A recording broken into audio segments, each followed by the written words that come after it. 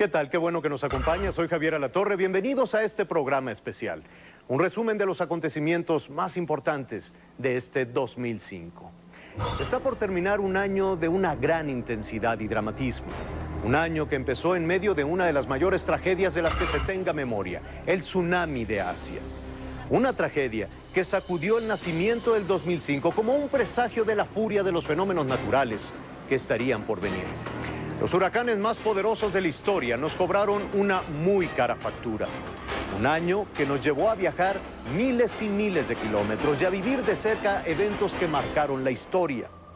Bush, por ejemplo, repitió como el presidente del país más poderoso del mundo. La guerra en el Oriente Medio sigue desangrando la región. El terrorismo cobró vidas inocentes en varias capitales del mundo que despiden el año con miedo. Estuvimos en Roma y fuimos testigos de los últimos días del Papa Juan Pablo II. Con dolor dimos la noticia de su muerte. Fueron momentos de gran pasión informativa. Y con esa pasión y entusiasmo nos preparamos para un año de intensidad política. Conocimos a quienes quieren gobernar este país y ocuparán un lugar importante en la agenda que está por iniciar. Por lo pronto yo lo invito a que nos acompañe a conocer los hechos que conformaron el 2005.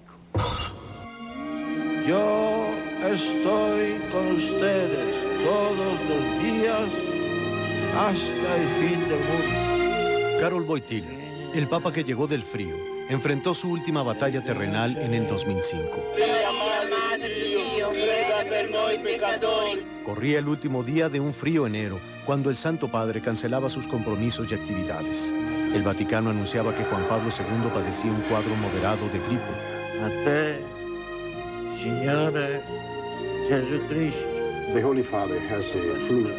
In consequence, the appointments that he had in his agenda has been postponed for the following days.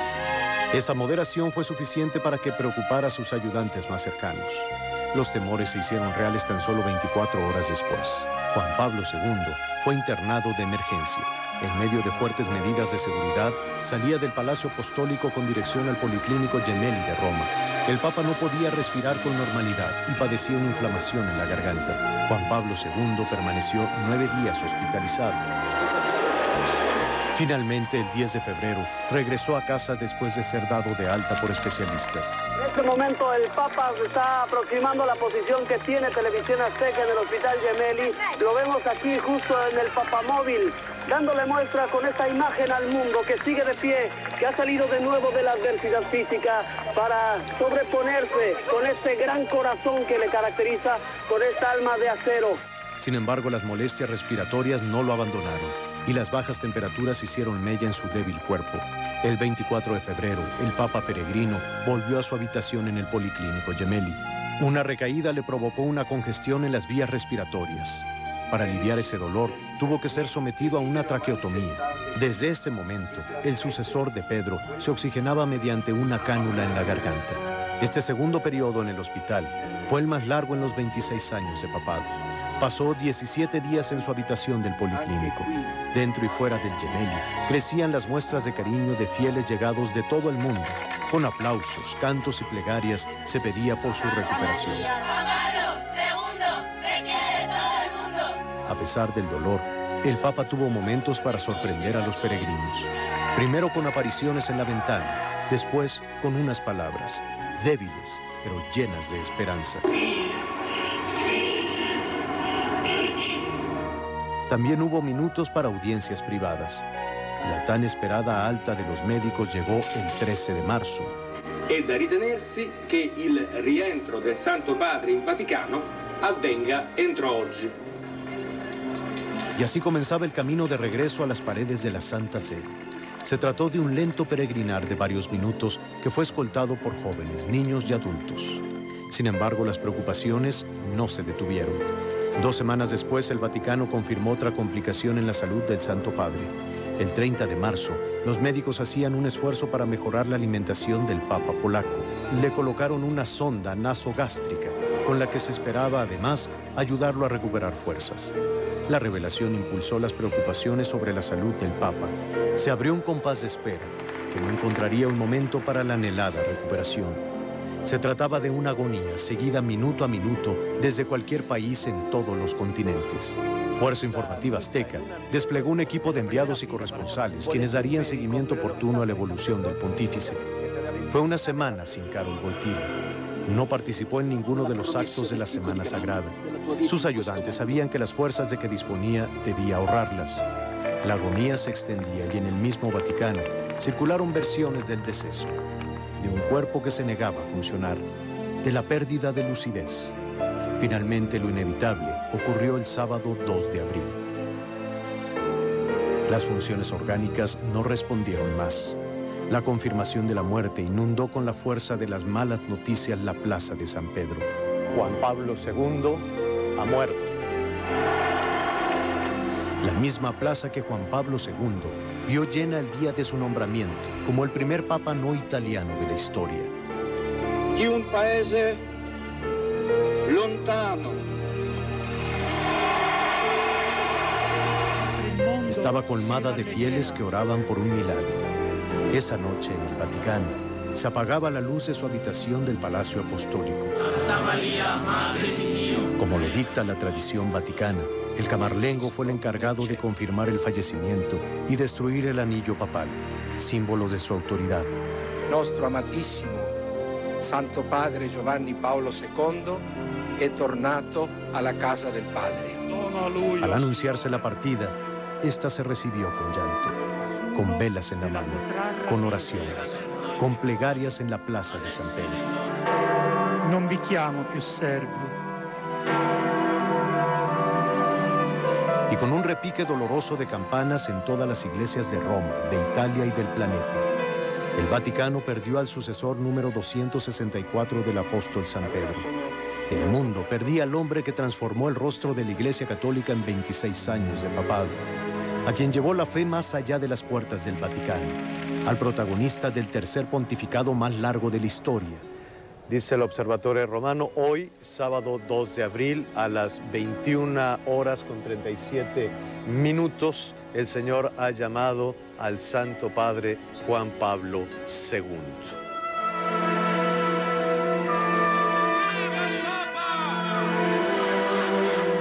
A los 84 años, finalmente descansaba para siempre el Papa amigo e iniciaba para la Santa Sede un periodo de luto y para rendir honores. Para ello, el altar mayor de la Basílica de San Pedro sirvió de capilla ardiente. Ahí, el cuerpo de Juan Pablo II quedó expuesto ante una fila interminable, miles de personas que día y noche llegaron para dar un último adiós. Juan Pablo II portaba la sotana blanca y la casulla roja pontificiales, que lo hicieron una figura sin fronteras. El último tributo del peregrino del mundo reunió en el Vaticano a más de 2 millones de personas, en su mayoría los jóvenes con quienes convivió el Papa durante sus giras apostólicas.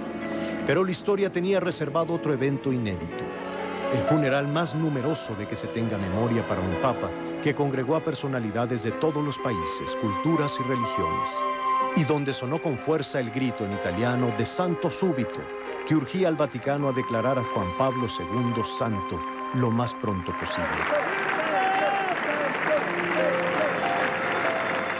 Dulcissime Dei Misericordie. El cardenal alemán Joseph Ratzinger tuvo un papel importante al encabezar la misa para ser entonces el decano del Sacro Colegio Cardenalicio. El sencillo féretro de ciprés con el cuerpo del Papa quedó expuesto en la escalinata de la Basílica. Se trató de un funeral masivo y un entierro privado. Después de las exequias sin precedente que duraron más de 2 horas y media, los restos de Karol Wojtyła fueron inhumados en el subsuelo de la Basílica de San Pedro, tal como lo pidió Juan Pablo II, en un triple ataúd y bajo una lápida de mármol, justo en la capilla que ocupó Juan XXIII hasta ser beatificado.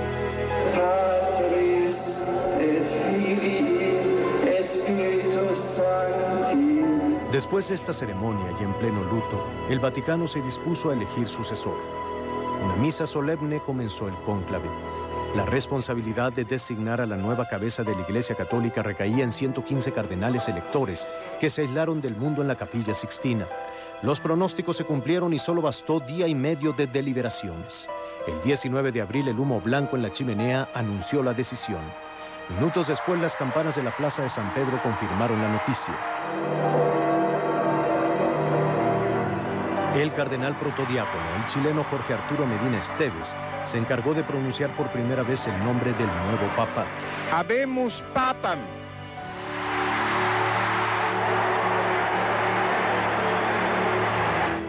Joseph Ratzinger, cardenal alemán de 78 años, era Benedicto XVI. El Papa 265 de la historia saludó y bendijo a los fieles desde el balcón principal de la Basílica de San Pedro. Para los especialistas, este nombramiento garantiza la continuidad dentro de la iglesia marcada por su antecesor.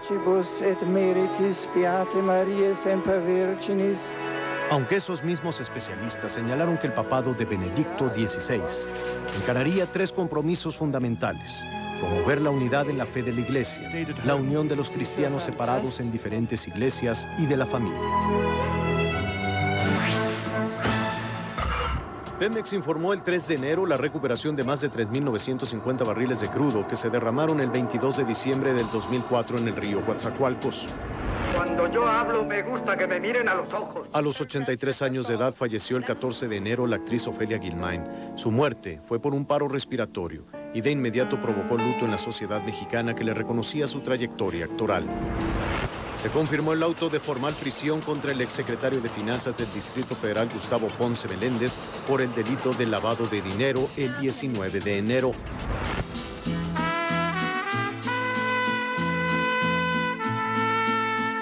La pianista y compositora Consuelito Velázquez falleció el 22 de enero en la Ciudad de México a los 70 años de edad.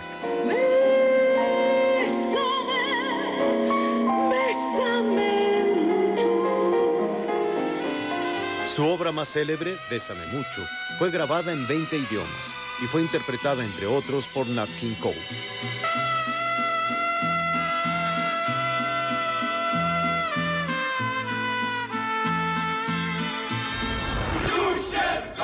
A pesar de que hubo un fraude electoral en su contra y que luego intentaron envenenarlo, el 22 de enero Víctor Yushchenko tomó posesión como nuevo presidente de Ucrania. El Senado de Estados Unidos aceptó el 3 de febrero el nombramiento por primera vez en la historia de un procurador latino. Se trata de Alberto González, hijo de migrantes mexicanos, que trabajó de cerca con el presidente Bush desde que era gobernador de Texas. La PGR detuvo el 3 de febrero a Nahum Acosta Lugo, coordinador de campañas de la presidencia, por presuntos nexos con el narcotráfico. Según la institución, Nahum Acosta proporcionaba información secreta al cártel de Sinaloa. Arthur Miller, uno de los escritores de teatro más importantes del siglo XX, murió el 10 de febrero.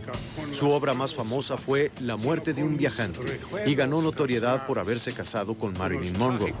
Toda la parte superior en este momento, vean la imagen, se está derrumbando la parte superior del edificio. La Torre Windsor de Madrid se incendió el 12 de febrero. El cuerpo de bomberos madrileño jamás había enfrentado un siniestro de tal magnitud y tardaron en sofocarlo. Las llamas dejaron inservible el rascacielos. Falleció el 21 de febrero el escritor cubano Guillermo Cabrera Infante, que en vida se opuso de forma férrea al gobierno de Fidel Castro. En un accidente aéreo murió el 24 de febrero el gobernador de Colima, Gustavo Vázquez Montes. Aunque inicialmente se temía que había sufrido un ataque por parte de grupos delictivos, quedó plenamente confirmado que se trató de un accidente. Luego de una batalla legal que duró muchos años, la estadounidense Terry Schiavo falleció en Florida. Schiavo tenía muerte cerebral y su esposo logró que la desconectaran de los aparatos que la mantenían viva, con todo y la oposición de sus suegros, el gobierno de la Florida, algunos congresistas y líderes religiosos. Un helicóptero de la PGR se desplomó el 10 de marzo en Igualita, Guerrero. A bordo iban 10 personas y no hubo sobrevivientes. El mismo 10 de marzo, el volcán de Fuego tuvo una de las mayores erupciones del 2005. Las autoridades activaron todos los programas preventivos. Más de 60 casas se incendiaron en un asentamiento irregular de Ecatepec, en el Estado de México, el 26 de marzo. Decenas de familias se quedaron sin nada. Es tiempo de hacer una pausa, no se vaya. Hay mucho más que compartir con ustedes. Estos son los hechos del 2005.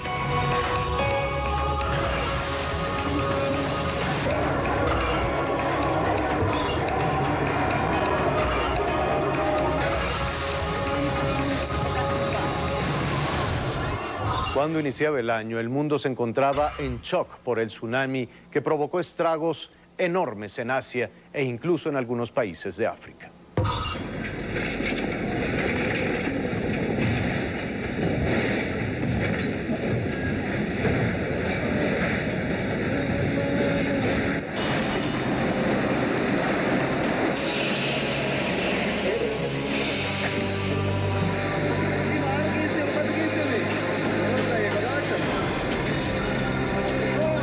El mundo no podía reponerse del impacto emocional que sufrió apenas 5 días antes de que comenzara el 2005.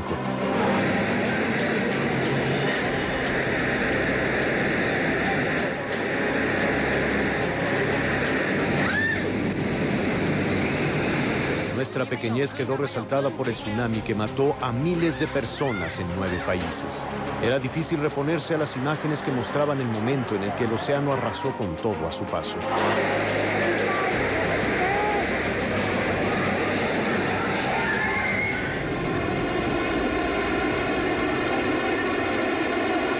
Era el poder de la naturaleza en una de sus máximas expresiones.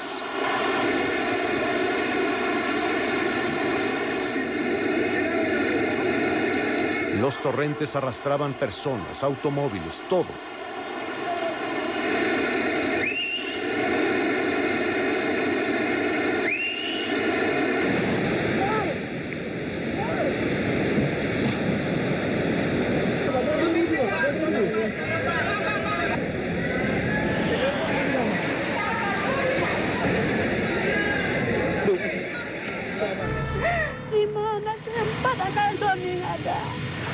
Hilang. Kata komandan satu dapat. Saya bawa kemari. Quality di patune ponirunte. Yang amawen na atlet level பொண்டாட்டி விட்டு போனா வசந்து எங்கன்னு கேட்டா தீனி போயிட்டாங்கன்னு சொன்னாங்க.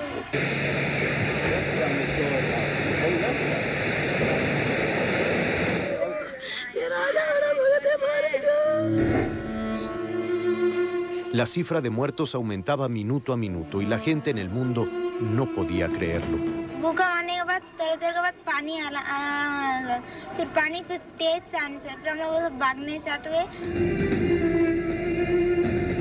Al regresar el agua al océano, el panorama fue desolador. Poblaciones devastadas y un número enorme de muertos.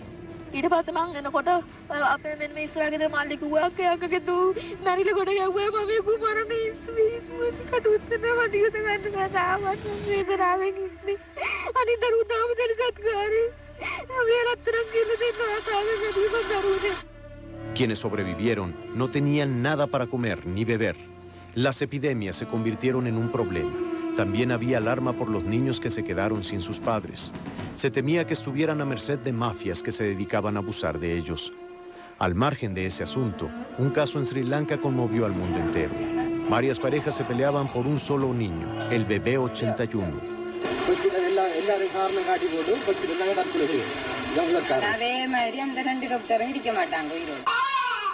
Los papás aseguraban que se trataba de su hijo, pero no podía ser de todos. Los demás habían muerto. Una prueba de ADN demostró quiénes eran sus verdaderos padres.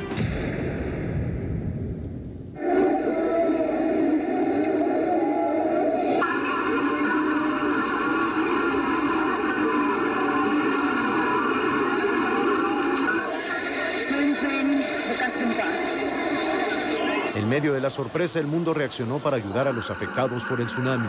Hubo errores, como el del presidente Bush, que minimizó el problema y quiso darle salida con un paquete económico ridículo. En medio del debate por la guerra en Irak, quedó mal parado y tuvo que corregir. Mandó una flota militar a la zona y pidió a los expresidentes Bush y Clinton que recaudaran ayuda. México también envió 2 buques de la Marina al área de desastre.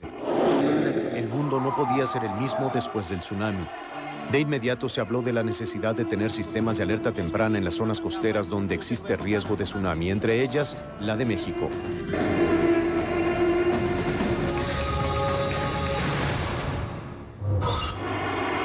Durante el 2005 se estableció un récord en cuanto a tormentas en el Atlántico.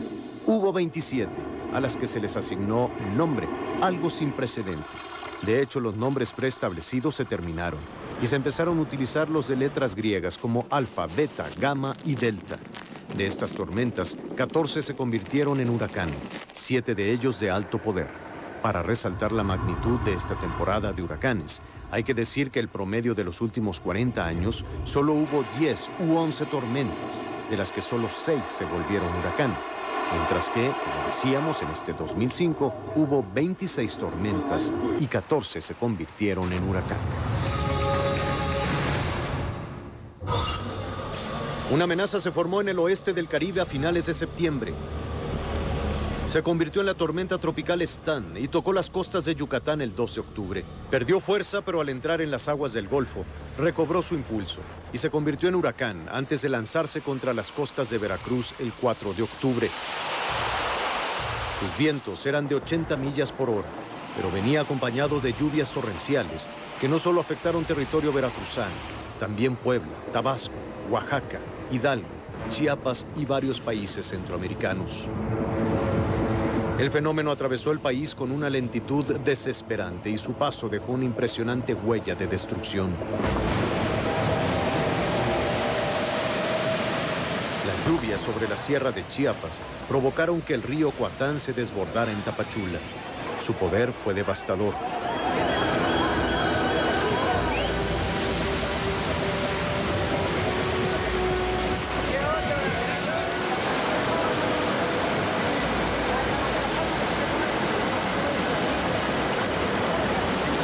El grado de devastación fue tal que las lluvias arrasaron con puentes, incluso con colonias, como en este caso en donde únicamente quedaron los cimientos.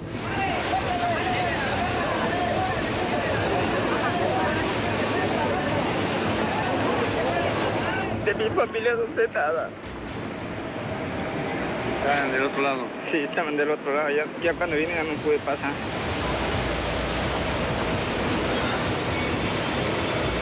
Ya no nos dio tiempo. Cuando venimos a ver, se nos vino el río encima. Ya nos sacamos indispensable. Quedamos en la calle.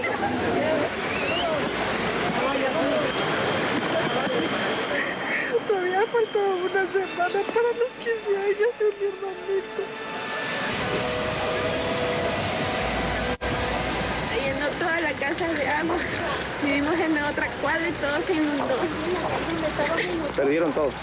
Sí. ¿A qué profundidad? Todo perdimos.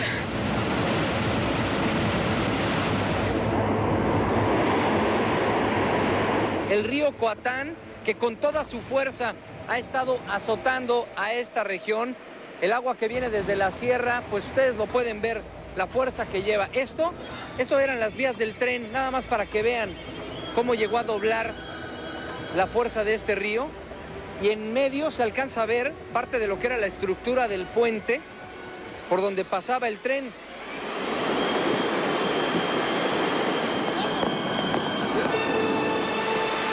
La gente estaba desesperada. A las 5 de la mañana ella se fue a la escuela, pero ya no regresó.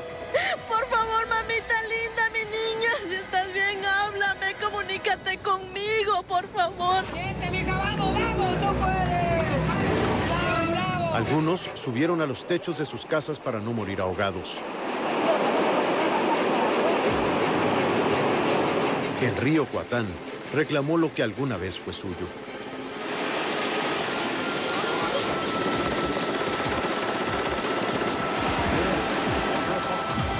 Lo que hizo fue recobrar su cauce original y acabó con las casas que jamás debieron levantarse en su lecho. Esta en realidad es una imagen de miedo, es la estructura de una casa pues que quedó aquí ante la fuerza del río Coatán. Y todavía si nos vamos hasta el otro lado vemos a gente que está atrapada, que no ha podido salir de su comunidad, de sus colonias, y pues que están incomunicadas y que no tienen alimento. El drama se extendió a otras zonas de Chiapas.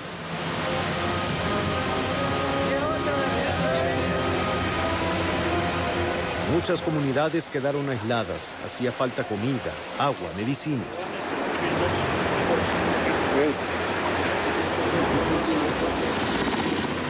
Para colmo, seguía lloviendo. Una verdadera desgracia el que el clima no nos permita llegar hasta ahí. Hay muchísima gente que necesita ayuda en Motocintla, que necesita estas cajas de ayuda. contenta por llegar a casa y triste por la alegría de que la gente desafortunadamente se quedó y no sé cuándo va a llegar la ayuda para ellos. Nuestro estado ha sido el más hermoso, ahora es el más destruido. La gente me pregunta cómo podemos estar en un trabajo tan difícil. Cuando uno ve estos rostros que han salido de la dificultad, de veras da gusto. Da gusto seguir trabajando en esto.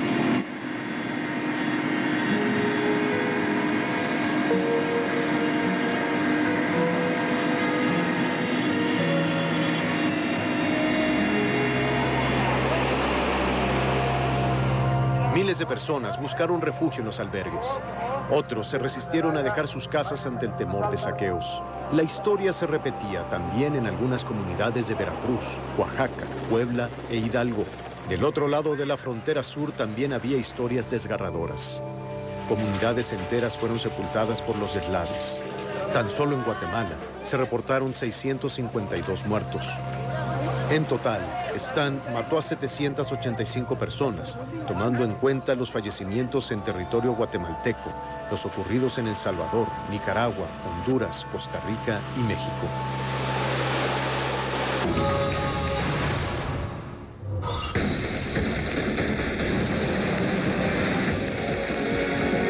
Así amanece en Cancún. Son las 7 de la mañana. Las lluvias y los vientos continuaron toda la noche. En el Mar Caribe se formó el huracán más fuerte de la historia. Su nombre, Vilma. Se especuló que avanzaría hacia Cuba y la Florida en Estados Unidos, pero el monstruo cambió de dirección y en su mira estaba la península de Yucatán. Mientras avanzaba, crecía la incertidumbre. En las costas de Quintana Roo ya se presentía lo que sucedería. Conductores, desalojen el área, desalojen el estacionamiento, por favor. Por su seguridad se les pide que desalojen el área. Y los vientos de Vilma se empiezan a sentir ya de manera importante. Esta es una de las principales avenidas en Cancún y la fuerza del viento ha derribado ya algunos árboles y letreros. Vilma bajó a categoría 4 y el 21 de octubre tocó tierra en Cozumel. La coladera que se está tapando y se están inundando los apartamentos. No estamos destapando. En Cancún, las avenidas se convirtieron en furiosos ríos. Esto es hoy Cancún, en su principal avenida, golpeado por el huracán Vilma. Postes y árboles no resistieron el viento. La marejada subía de intensidad. La noche del huracán fue muy difícil en cualquier albergue. Donde está el domo, podrán observar que se está destruyendo. Ya no nos queda nada de techo. Estos nos están exponiendo proyectiles. O lo que vivió la tripulación de un barco que fue arrastrado a una playa.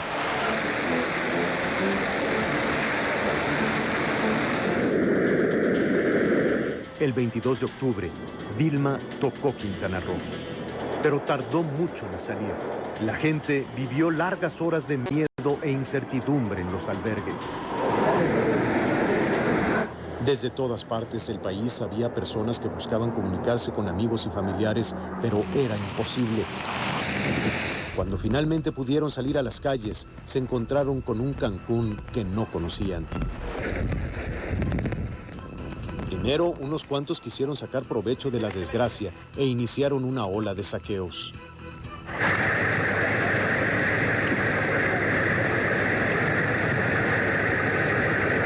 Cuando finalmente se restableció el orden, las sorpresas no acabaron. Recorrer las playas de Cancún fue desolador. No quedó nada absolutamente de las playas, de los hoteles, de las palapas. El mar está pegando directamente a las zonas habitacionales, está pegando directamente al lobby de los hoteles o a las zonas de recreación. El corredor hotelero quedó como una zona de guerra. Es una mole de concreto tremenda que apenas está detenida por muy poco antes de rodar precisamente al mar directamente. De la playa, olvídese. De la playa ya olvídese porque no quedó absolutamente nada. nada. Los vidrios, los techos, muchas cosas más, paso a paso, la destrucción era evidente. Ojalá, yo quiero levantar mi casita de material. El Aeropuerto Internacional de Cancún también mostró las huellas del embate de la naturaleza. Igual de impresionante fue ver a este gigantesco transbordador en la playa. Y las hogueras en medio de la noche, en las que la gente pretendía cuidarse de los saqueadores. Que aguanten ahí, el que se aparezcan no los quiebra, que no los quebramos. Fue así el final de Vilma y el principio de la tarea titánica pero incansable de recuperar Cancún. No pasó nada, ¿eh? No pasó nada. Estamos arriba. Sí, número uno siempre. Bienvenidos, somos los número uno. En diciembre, la solidaridad y el trabajo en conjunto mostraron sus frutos. Vamos, Cancún, arriba. ¡Arriba, señores! Pero la zona hotelera, el pueblo, la gente y los turistas quedaron marcados para siempre por Vilma. Estados Unidos también vivió un año muy dramático por los huracanes.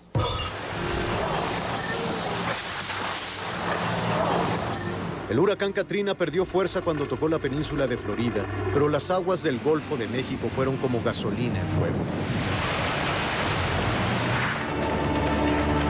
Katrina se convirtió el 28 de agosto en un monstruo de categoría 5, y aunque al acercarse a tierra perdió un poco de fuerza, sus efectos fueron catastróficos. La gente, desesperada, llamaba al número de emergencias 911 en Mississippi, Luisiana y Alabama.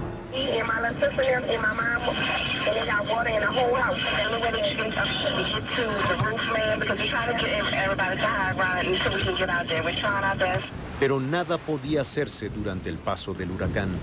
The cost kept getting worse and they kept getting more serious, with people actually starting to die and starting to drown in their own homes. Las marejadas y el agua del lago hicieron que la ciudad del jazz se empezara a hundir. Los diques construidos para protegerla no aguantaron. Nueva Orleans se convirtió en una laguna. Los que desde el aire lucían como islotes eran en realidad los tejados de cientos de casas. La gente pedía auxilio con grandes carteles porque tenía hambre y sed. Tomar de las aguas estancadas era como un suicidio porque se detectaron múltiples enfermedades y contaminantes. Aún así, con tal de mostrar el drama que se vivía en la ciudad, una de nuestras enviadas, Alicia Unger, se metió en las aguas. Párate aquí, give me your hand. Give me your hand, it's deep. Vente, dame la mano, dame la mano. Dame la mano. Ok, dame la mano. Estamos tratando de entrar a una casa en la que la profundidad sobrepasa los 5 pies. La profundidad del agua en esta casa sobrepasa los 5 pies. Estamos caminando ahorita sobre lo que era un sillón. Podemos ver que aquí están los aparatos electrónicos para ver las películas. Esa parte de ahí es el comedor.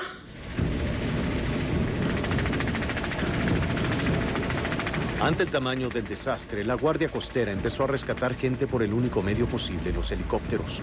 Luego pudieron hacerlo en lanchas y balsas.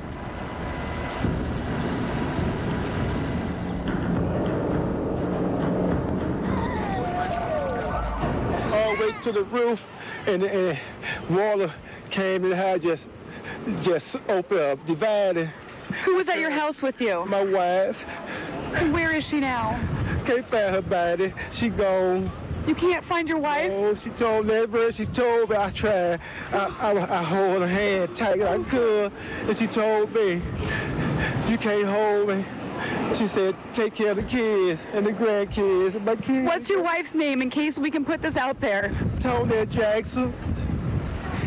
Okay, and what's your name? Hardy Jackson. Where are you guys going? We ain't got nowhere to go, nowhere I'm going. I'm lost. That's all I had. That's all I had.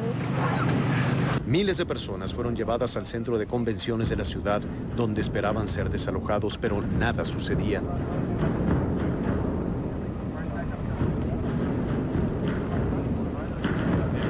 Un drama similar ocurría en el interior del Superdomo de Luisiana. De forma paralela, turbas saqueaban tiendas y comercios en las áreas menos afectadas de Nueva Orleans. Para empeorar aún más las cosas, bandas de gente armada atacaban a tiros a policías y a la Guardia Nacional. Algunos, incluso, dispararon a los camiones donde estaban desalojando a los damnificados. Lo mismo ocurrió cuando estaban sacando a los pacientes de un hospital, en el que estaba un médico mexicano quien contó su drama a Fuerza Informativa Azteca. ¿Su esposa? Ella está bien. ¿Qué están comiendo? Lo que podemos. Cornflakes y... Estamos muy mal. Yo, en un momento así, nadie nos podemos echar para atrás. El camino para la recuperación de Nueva Orleans será largo y tortuoso. Los daños en esa ciudad eclipsaron los que dejó Katrina en Mississippi y Alabama. TV Azteca fue el primer medio mexicano que llegó al área y narró los daños causados por el huracán.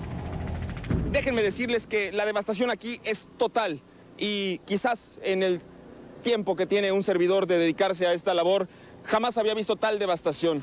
Poco después del embate sufrido en Luisiana, Mississippi, Alabama y Florida, una nueva amenaza surcaba el Golfo de México. Su nombre, Rita, que en menos de 24 horas pasó de categoría 2 a 5. Miles de personas tuvieron que ser desalojadas de la costa de Texas en las ciudades como Galveston e incluso hubo desalojos en Houston. En medio del escape hubo una tragedia. Varias personas de la tercera edad murieron cuando el autobús en el que viajaban se incendió en una autopista. Rita tocó tierra el 24 de septiembre con vientos categoría 3 en la frontera entre Texas y Luisiana. Zonas de cultivo se convirtieron en lagos y otra vez la Guardia Costera tuvo que entrar al rescate. Además de Katrina y Rita, otros huracanes también causaron estragos en Estados Unidos y el Caribe, entre ellos Dennis, Ofelia y Tammy. Ante la emergencia que vivía Estados Unidos, México reaccionó con rapidez y solidaridad. Por tierra mandó un contingente de soldados que llevaron artículos de primera necesidad y prepararon alimentos para los damnificados. Se trataba de la primera ocasión en que entraban militares mexicanos a Estados Unidos desde la Segunda Guerra Mundial, cuando lo hizo el Escuadrón 201. Por mar, el buque Papaloapan llevó más de 250 toneladas de ayuda y un equipo de marinos realizó tareas de reconstrucción en Mississippi, donde fueron reconocidos incluso por el presidente Bush. Pero donde los mexicanos dimos una muestra incomparable de solidaridad fue aquí mismo, en nuestro país.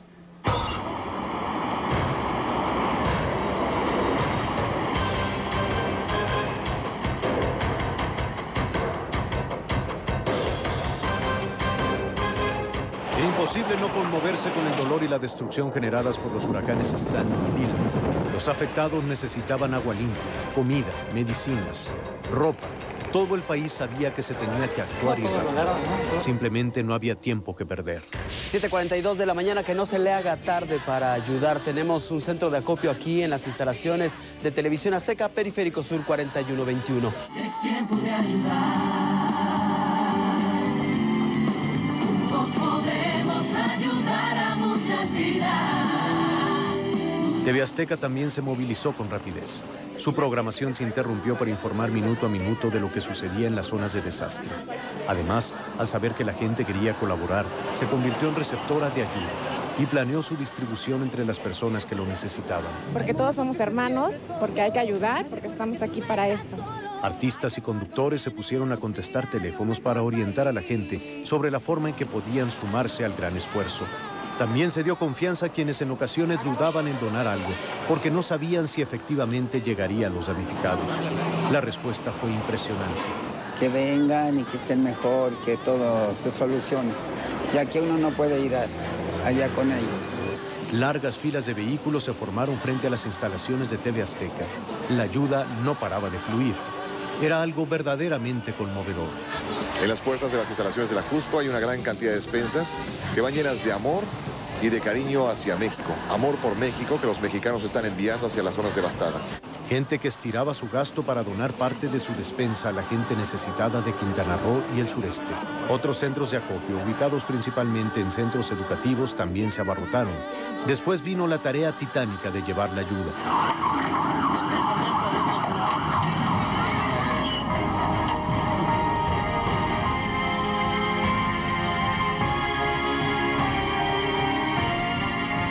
Se Tuvieron que recorrer caminos inundados a vuelta de rueda para llegar a las zonas afectadas. Para evitar esta odisea también se utilizaron barcos. Y cuando la gente empezó a recibir la ayuda, no sabía cómo agradecerla.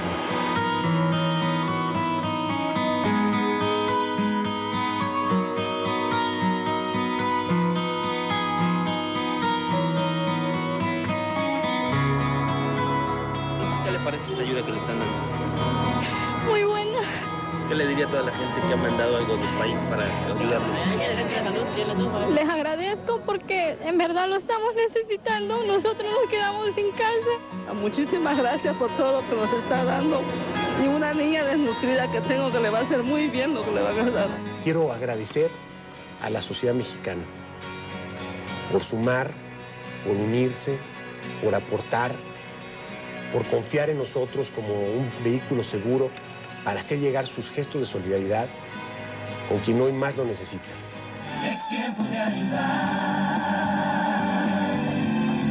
Juntos podemos ayudar a muchas vidas. Tus manos y las mías, un puente construirán. Alma con alma, una cadena vamos a formar. Ahora o nunca. A finales de este 2005 hicimos una encuesta sobre lo que la gente consideraba que fue lo mejor del año. De forma abrumadora, la solidaridad mostrada ante el impacto de los huracanes fue calificada como la mejor noticia del año, por arriba de momentos que fueron muy gratos para los mexicanos. Será muy difícil olvidar cómo actuó la sociedad, y eso da confianza de la unión que puede haber cuando se enfrentan momentos amargos.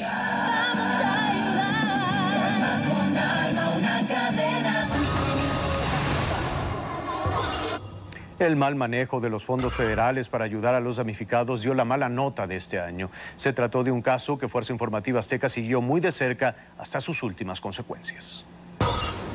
El gabinete del presidente Fox ha sufrido 43 modificaciones. El 24 de noviembre pasado se incluyó en esa lista de cambios el nombre de Carmen Segura Rangel, la ex coordinadora general de Protección Civil de la Secretaría de Gobernación. En las últimas semanas, el tema de las irregularidades ha provocado que diversos intereses sometan a una constante descalificación al Fonden y a una servidora ante la opinión pública. Ese día la funcionaria fue inhabilitada por la Secretaría de la Función Pública tras las presuntas irregularidades con recursos del Fondo Nacional de Desastres. De acuerdo a la decisión de la Función Pública, los próximos 10 años, Carmen Segura Rangel no podrá ocupar ningún cargo en la administración pública y además se le impuso una multa de 1.773.000 pesos. La dependencia encontró responsable a la funcionaria de autorizar la compra de 20.000 pares de botas y 20.000 impermeables en forma discrecional a un distribuidor. Las autoridades de Chiapas habían solicitado una cantidad mucho menor para atender las necesidades ocasionadas por la contingencia del huracán Isidor por la entidad. El 7 de septiembre, Carlos Abascal, titular de Gobernación, reconoció que sí hubo fraude y que se llegaría hasta las últimas consecuencias. El 4 de octubre, Segura Rangel compareció ante la Comisión de Gobernación del Senado y no logró superar las acusaciones en su contra. Estamos ante un caso de ineptitud, o lo que me parecería muy improbable, eso, o se trata de una abierta corrupción. Yo he sido la primera en exigir que se castigue a quien o quienes resulten responsables. Yo no desconfío de su honorabilidad. Yo la puedo presumir igual que todos nosotros. Pero por el amor de Dios, díganos qué pasa. Un mes después, el Senado presentó una demanda ante la Auditoría Superior de la Federación. Un cálculo hecho por Fuerza Informativa Azteca hablaba en su momento de que los malos manejos alcanzaban una cifra superior a los 9 millones de pesos. Una cantidad que sería suficiente para abastecer 10 kilos de frijol a 61,000 familias afectadas por los huracanes Stan y Vilma. Sin embargo, Carmen Segura rechazó las acusaciones. En la sede nacional del PAN obtuvo respaldo y refugio. Ahí clamaba su inocencia. Debo reiterar que nunca he desviado un solo peso de los recursos del Fondo de Desastres Naturales. Que quede bien claro, soy aliada de la justicia. Los diversos cargos públicos que he desempeñado y quienes me conocen lo avalan. Por eso es que continuaré aportando todos los elementos que a mí correspondan para que quienes desviaron recursos públicos reciban su justo castigo.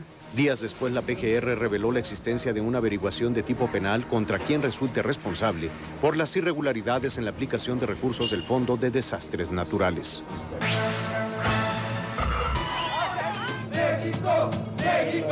El 1 de abril entró en acción en Arizona el grupo cazamigrantes conocido como Minuteman Project. El grupo de vigilantes estaba integrado, entre otros, por exmilitares y no cuenta con el apoyo de la patrulla fronteriza. El príncipe Rainiero de Mónaco murió el 6 de abril luego de una larga agonía. Durante su vida fue el cimiento del actual auge económico del Principado. Impulsó los casinos y estuvo casado con Grace Kelly.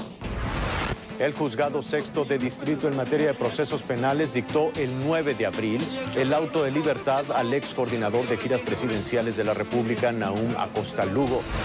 El 9 de abril se casaron el príncipe Carlos y su pareja por muchos años, Camila Parker Bowles. En la ceremonia destacó la ausencia de la reina Isabel II.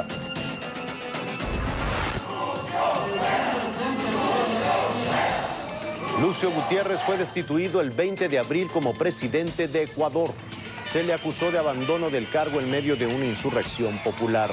Hoy día terminó la dictadura. En su lugar se nombró Alfredo Palacio. El 26 de abril murió el escritor paraguayo Augusto Roa Bastos, quien ganó el Premio Cervantes de Literatura en 1989. La presidencia anunció el 27 de abril la renuncia a Rafael Macedo de la Concha a la Procuraduría General de la República.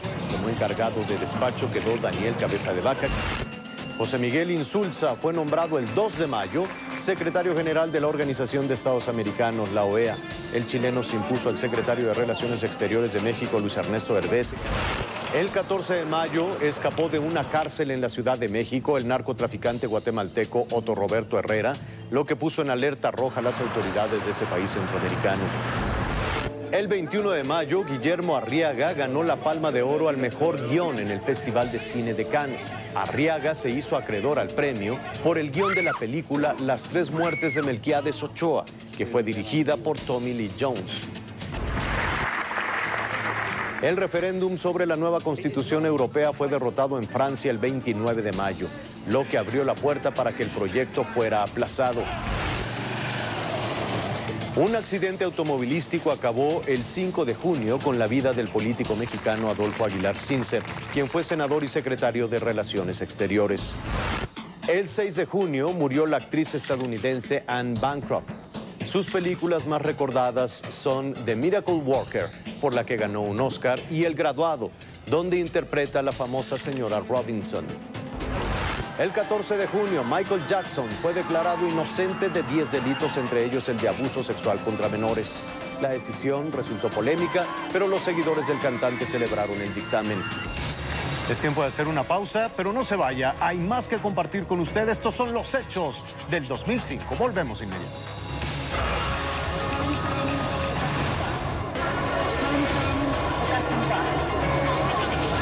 La inseguridad fue uno de los mayores problemas del año que termina.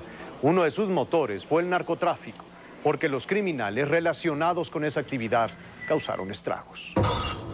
El año empezó con la noticia de la muerte del Pollo, Arturo Guzmán Loera, hermano del narcotraficante prófugo Joaquín El Chapo Guzmán. Lo grave del asunto es que lo asesinaron dentro de La Palma, el penal de máxima seguridad. Estamos frente a un hecho de traición, de alta traición. El asesino material, Guzmán Loera, fue José Ramírez Villanueva, quien aseguró haber recibido la orden de alguien de la familia Beltrán Lugo. Casualmente, en noviembre, Miguel Ángel Beltrán Lugo, el Cejagüera, también fue ejecutado en La Palma. Así empezó el año, en medio de una guerra entre cárteles de la droga, que durante todo el año dejó decenas de cadáveres en diversas partes del país. Se estima que el número de ejecuciones durante el año se ubicó alrededor de las 1,700. Entre los estados más afectados por la violencia relacionada con el narcotráfico están Tamaulipas, Sinaloa, Baja California, Michoacán, Guerrero y Sonora. Una de las situaciones más dramáticas se vivió en Nuevo Laredo, donde las autoridades locales fueron superadas por la guerra entre narcotraficantes. El gobierno federal creó un programa llamado México Seguro, a través del cual se desplegaron agentes de la Policía Federal Preventiva y del Ejército. Incluso el gobierno de Estados Unidos emitió alertas para que ciudadanos de su país no visitaran la ciudad fronteriza, y se llegó al extremo de que cerrara temporalmente su consulado. Para ejemplificar la crisis de seguridad y legalidad que se vive en esa frontera, es el caso de Gerardo Reyes Uresti, a quien se le atribuían hasta 10 asesinatos. ¿Cuáles? La de ayer, Manitas, y la del Colorado. ¿Por qué mataron al Manitas? ¿Por qué ¿Cuál era la orden? No sé, no orden de matarlo. ¿Sí? ¿Tú eres aquí de Nuevo Laredo? Sí. Reyes Uresti fue arrestado y no pasó ni un día en el reclusorio antes de que lo mataran. Otro caso de escándalo fue la difusión a principios de diciembre de un video donde se veía integrantes de los Zetas, que son sicarios al servicio del Cártel del Golfo. Ya de que están enojados con el procurador, porque cuando fue el operativo contra no se les avisó y piensan quebrarlo, ya de que se les está dando una cuota. Los individuos dieron testimonio de sus actividades bajo tortura y supuestamente fueron ejecutados. El video provocó una serie de contradicciones en la PGR. La más grave fue que inicialmente se dijo que los torturadores eran agentes de la AFI. Tenemos elementos para demostrar que ellos fueron los que intervinieron en el secuestro y los que secuestraron. Ahora, el triplicado abierto que se deja por el homicidio tiende a demostrar precisamente que aparte del secuestro, cometieron el homicidio. Luego se dijo que no. De acuerdo a las constancias de la averiguación y a las investigaciones de la citada visitaduría, a la fecha no está probado que personal del AFI haya participado en los hechos que muestra la difundida videograbación. Para colmo, los implicados estaban en la cárcel, pero fueron dejados en libertad por falta de pruebas. Otro grave problema de seguridad se dio en Lázaro Cárdenas, Michoacán, que aparentemente está en disputa entre el Cártel del Golfo, apoyado por los Zetas, y lo que queda del Cártel del Milenio, que cuenta con el respaldo del de Sinaloa. En medio de los ajustes de cuentas, asesinaron a varios mandos policíacos, entre ellos al director de Seguridad Pública de Michoacán, Rogelio Zarazúa Ortega, y al comandante de la Policía Municipal del puerto de Lázaro Cárdenas, Daniel Landa Magaña. Hicieron los disparos correspondientes, salieron huyendo a bordo de una motocicleta. Aún así, hubo algunos éxitos en materia de decomisos y erradicación de cultivos, así como la aprehensión del supuesto cerebro financiero del Cártel del Guari, Ricardo García Urquiza, alias el Doctor. Este es uno de los golpes más importantes que en la historia del país se le ha dado al narcotráfico. Pero esos logros fueron empañados por la batalla entre los cárteles y la corrupción en diversas corporaciones policíacas en todos los niveles. Rubén Omar Romano, el director técnico del Cruz Azul, fue secuestrado el 19 de julio al final de un entrenamiento. TV Azteca mostró la incertidumbre que se vivía en La Noria. La policía le incrementó cuando informó que Romano estaba bien, cuando en realidad un agente lo confundió con su asistente, el también argentino Norberto Escopón. ¿Sabes qué ha pasado? No, no sé nada. Me entero por lo que ustedes están diciendo por televisor, nada más.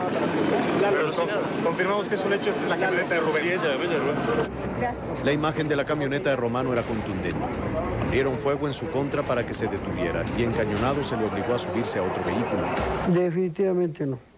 No hubo más conocimiento, pero sí estuvimos haciendo los bloqueos, los filtros de vehículos que salían de la zona para poder ubicar desgraciadamente este lamentable hecho de este señor entrenador. El ambiente en el mundo del fútbol era triste. Y el sentimiento de incertidumbre ahí está, porque no sabe realmente qué es lo que está pasando.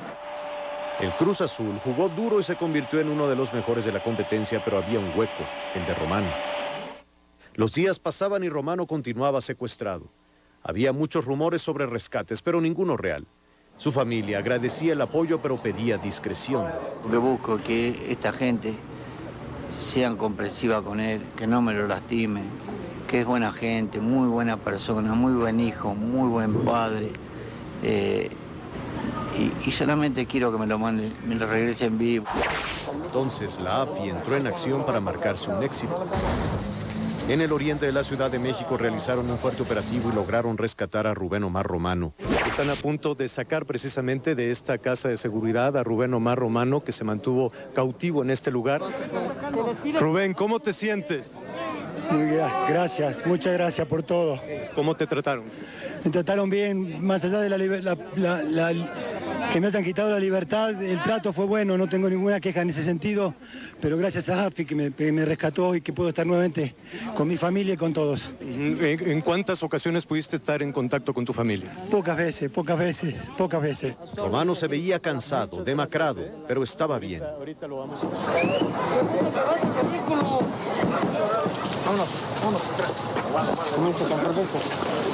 Así terminaron 64 días de cautiverio. Romano dijo que lo trataron bien, pero uno de los secuestradores reveló el peligro por el que pasó. No iban a mutilar. A ver, cuéntame, ¿quién? ¿Cómo fue? ¿Por qué? La persona que sea la llamada. Le iban a mutilar. ¿Por qué lo iban a mutilar? ¿Qué le iban a mutilar? Un dedo. Atrás del secuestro estaba José Luis Canchola, quien orquestó el plagio con todo y que estaba detenido en una cárcel del Distrito Federal. Para recuperarse, Rubén Omar Romano necesitaba una gran dosis de fútbol. Su recepción en el Estadio Azul fue inolvidable.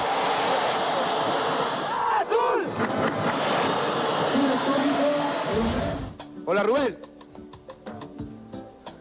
Hola, Diego. Hola, maestro, ¿cómo estás? Este aplauso para vos, Rubén. Desde un estudio de TV Azteca, Rubén Omar Romano tuvo la oportunidad de hablar con Diego Armando Maradona, quien rogó por su liberación. La trágica situación del técnico del Cruz Azul tuvo un buen final, pero reveló el tamaño de la inseguridad y dejó lecciones para la sociedad y las autoridades.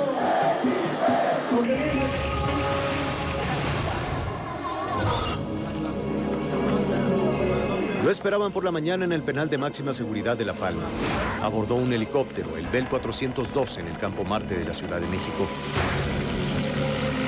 Con él viajaban el comisionado de la Policía Federal Preventiva, Tomás Valencia, el oficial mayor de la Secretaría de Seguridad Pública, Francisco Becerra, el vocero de esa misma secretaría, Juan Antonio Martínez, el tercer visitador de la Comisión Nacional de Derechos Humanos, José Antonio Bernal, el capitán Jorge Alberto Estrella, jefe de ayudantes de Martín Huerta, el secretario técnico de la Secretaría, Silvino Chávez Hernández, el piloto Abacuc de León y el copiloto Rafael Esquivel Arreguín. Minutos después del despegue, se perdió comunicación con el aparato. Había incertidumbre. No se sabía si se había accidentado o había realizado un aterrizaje de emergencia. De inmediato comenzaron las tareas de búsqueda y rescate. Pasaban los minutos, las horas. Había todo tipo de rumores y fue hasta en la tarde cuando Protección Civil confirmó que se había accidentado y no hubo sobrevivientes.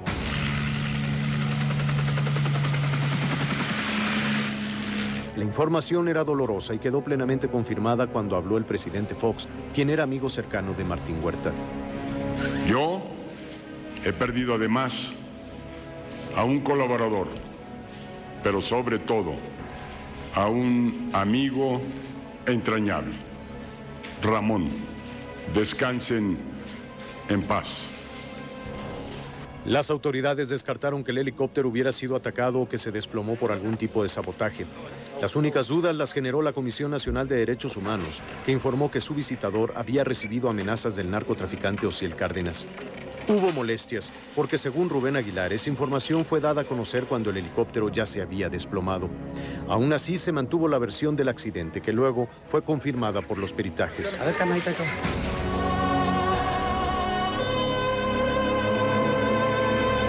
Con dolor se dio el último adiós a los funcionarios públicos en el Campo Marte.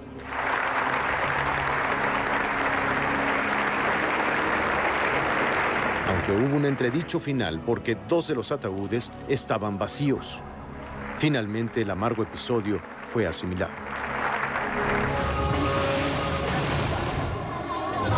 ¿Te conviertes en madre? El 28 de abril, la actriz Mariana Levy circulaba con su familia por las calles de las Lomas de Chapultepec en la Ciudad de México. Les tocó un semáforo en rojo y observó a unos delincuentes. Pensando que sería presa de un asalto o un secuestro, Mariana Levy sufrió un ataque al corazón. De inmediato la llevaron al hospital pediátrico, pero fue inútil. Es un caso en el cual hay una muerte natural y probablemente sea por un infarto. Esto lo va a determinar los médicos de la familia. La actriz de 39 años de edad fue declarada muerta ante el dolor de su esposo y sus 3 hijos. Su madre, Talina Fernández, vivió lo peor. Se llama Daniel Romero Bravo, de 27 años. Las autoridades de la Ciudad de México montaron un operativo para detener a los delincuentes que indirectamente acabaron con la vida de Mariana. 4 individuos fueron detenidos y el procurador de la ciudad, Bernardo Batis, aseguró que podrían alcanzar 15 años de cárcel por delincuencia organizada y otros delitos.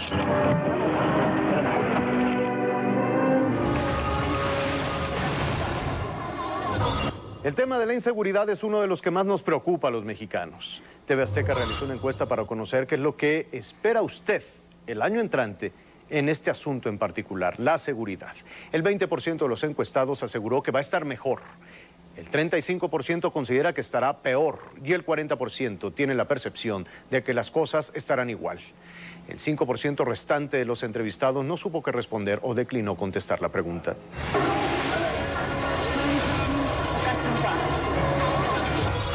Donde los cuerpos de seguridad no se dan abasto es en Irak. Y eso incluye al ejército más poderoso del mundo.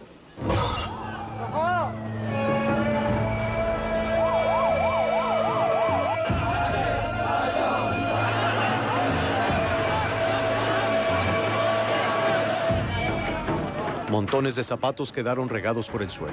Muchos de ellos pertenecían a las más de 600 personas que murieron durante una estampida humana en Irak.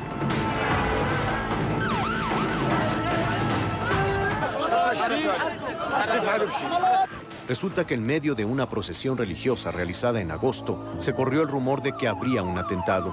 La gente trató desesperadamente de salvar la vida y cientos de personas fueron aplastadas. Ese es el triste panorama en un país donde la gente puede morir por el terror.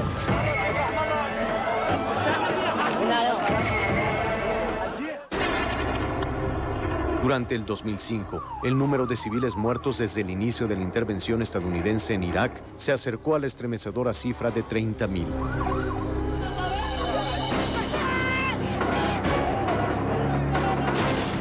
Mientras tanto, las bajas militares de la alianza encabezada por Estados Unidos superó las 2.300. Los atentados no paran.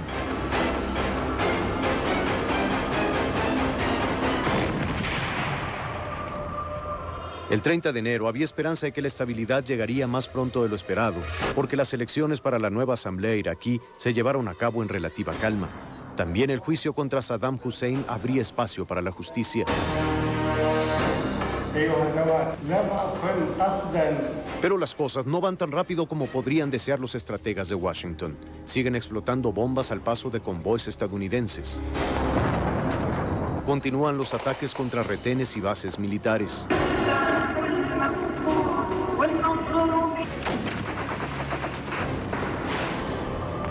Aún hay secuestros. De hecho, uno de ellos, el de la periodista italiana Giuliana Sgrena, causó un incidente diplomático entre Italia y Estados Unidos. A Sgrena la rescató el servicio secreto italiano y cuando la llevaban a un aeropuerto hubo un ataque por parte de fuerzas de Estados Unidos. Sgrena asegura que la querían matar.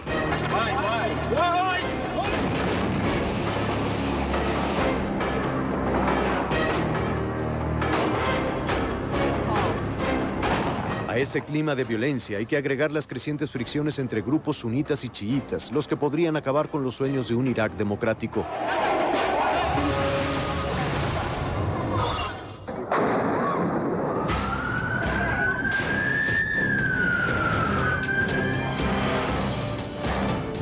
El 6 de julio todo era felicidad en Londres. Se celebraba la designación como sede de los Juegos Olímpicos del 2012. 24 horas después solo había caos y desolación.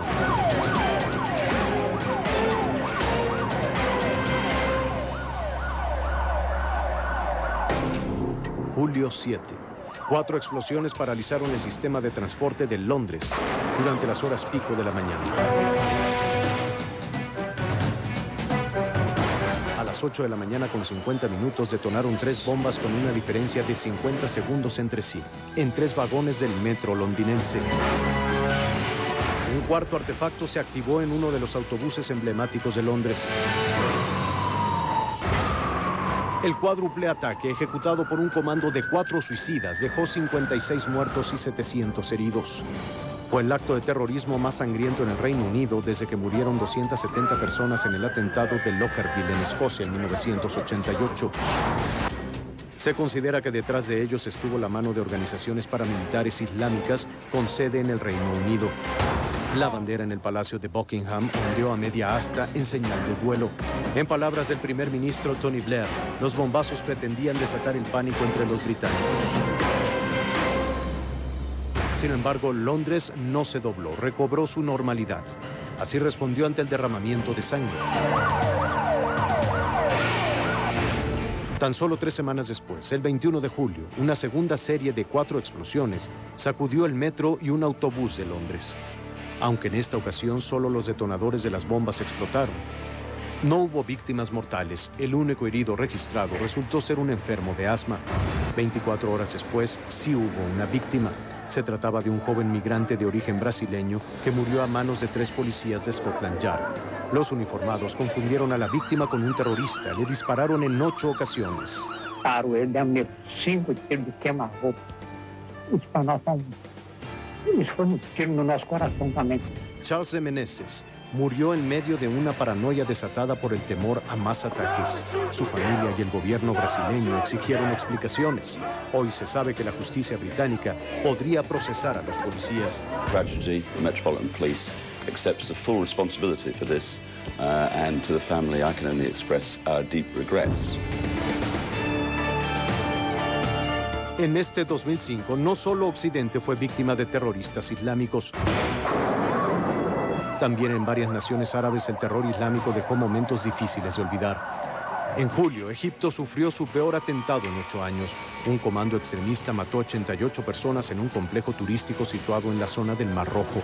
Se trató de un triple ataque que dejó además alrededor de 200 heridos. Hat Leute gehabt, die haben geschrien nach Namen. Die haben Kollegen irgendwo vermisst. El presidente Hosni Mubarak suspendió su periodo de vacaciones y prometió castigar a los responsables. Los ataques ocurrieron en los días de mayor afluencia por la temporada de verano en Egipto. Y afectaron a la industria del turismo. Es una de las más lucrativas en ese país, que registra ganancias de hasta $6.600 millones al año. Llegó octubre y de nueva cuenta otra joya turística de Asia trataba de sanar sus heridas.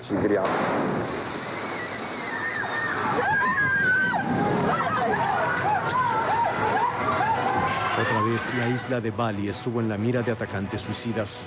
3 detonaciones. En un abrir y cerrar de ojos hubo 26 muertos y 170 heridos.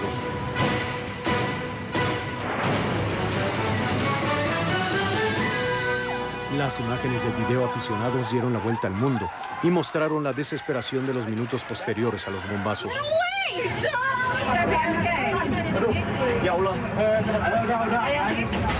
Todos los indicios señalaron a la organización terrorista Jemaah Islamiyah, responsable en octubre del 2002 del peor atentado en la historia de Indonesia que mató más de 200 personas.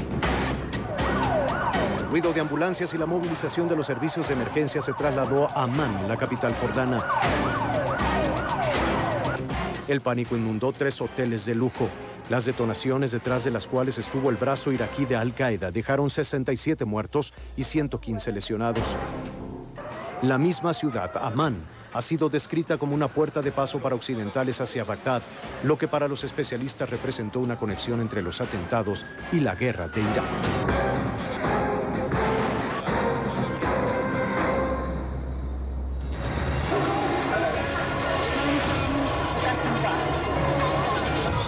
La política exterior mexicana pasó pruebas difíciles. El presidente fue protagonista de comentarios que no fueron bien recibidos, más allá de nuestras fronteras.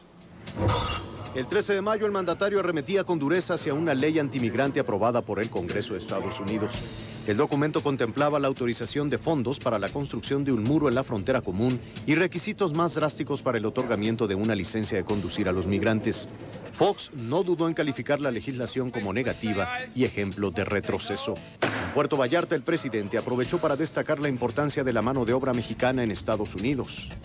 Esas palabras llegaron hasta Washington, donde no hicieron gracia. El vocero del Departamento de Estado, Richard Boucher, las definió como insensibles e inapropiadas. Sin embargo, el presidente Fox rehusó disculparse. Corrían los primeros días del mes de julio y un timbre postal con la figura de la caricatura de Memín Pingüín ocasionó una inusitada polémica entre funcionarios de los gobiernos de México y Estados Unidos.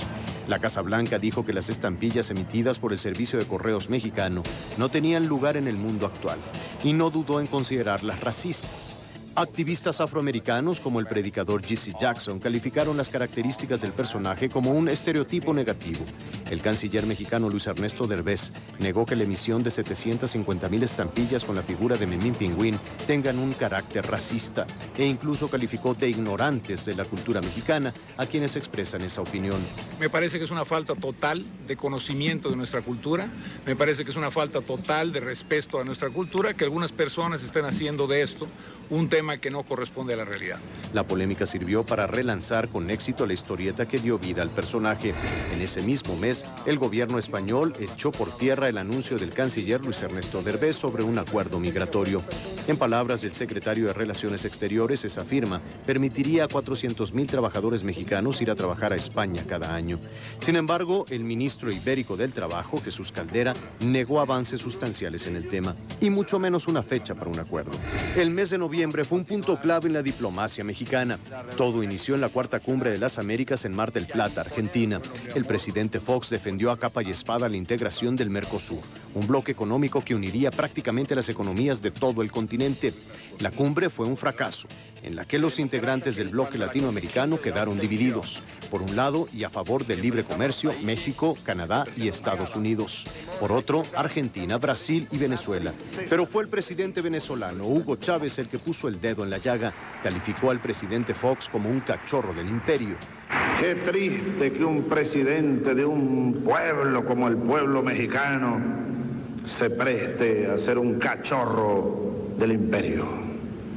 La respuesta del gobierno mexicano fue enérgica. Enviamos el día de ayer una nota diplomática de protesta formal al gobierno de Venezuela indicando que si en 24 horas no teníamos como respuesta una disculpa a lo dicho el día de ayer por el presidente Chávez, México tomaría medidas concretas, indicando que como medidas concretas sería la solicitud de retiro de su embajador y el retiro de nuestro embajador para dejar a nivel de encargados de negocios la relación bilateral diplomática entre nuestros países.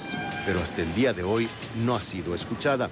A través de la Cancillería, la administración foxista exigió una disculpa y llamó a cuentas al embajador de Venezuela en México, Vladimir Villegas. En el encuentro no hubo explicaciones, mucho menos disculpas. Y antes de que México pudiera hacer cualquier otro movimiento, el gobierno de Hugo Chávez retiró a su embajador de territorio nacional. A la Cancillería mexicana no le quedó de otra más que responder de la misma manera y regresó a su embajador Enrique Manuel Loaesa y Tobar. Hasta hoy el gobierno del presidente Fox sigue esperando disculpas del gobierno de Hugo Chávez. Pero sigo siendo Chávez.